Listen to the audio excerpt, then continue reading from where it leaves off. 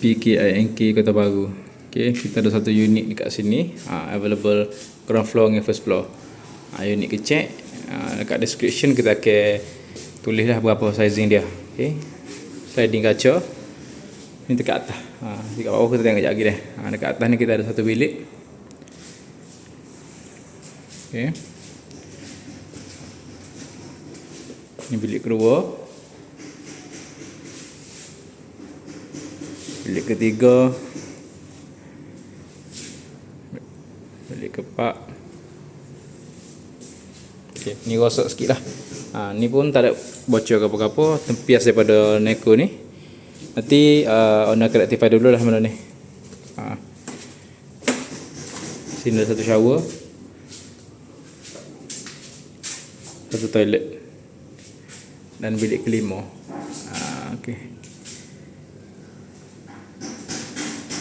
Ni pun kalau kita tutup dengan siling ni tak ada masalah ke apa.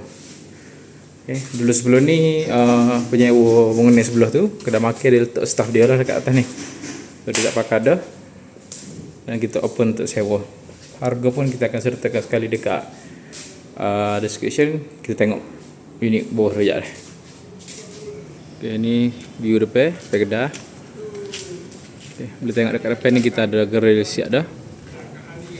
Sebelum ni salon kedai salon Melayu. Right. Macam ni. Memang bina bangunan lama. Siapa biasa dengan tempat ni dia tahulah. Okey.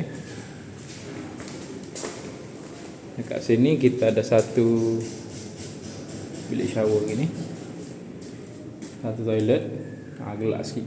Ni bahagian pantry, bahagian dapur lah. Ini sebahagian dari kedai tapi belah luar. Masih lagi bertutup dengan bumbung. Dan pintu ke belakang sikit. Dekat belakang ada lebihan ruang sikit lah. Terbuka, tak ada bumbung dah. Alright. Jadi kalau nak dapatkan maklumat sini, tahu harga berapa, nak mari viewing, boleh contact ejen promen anda secepat mungkin.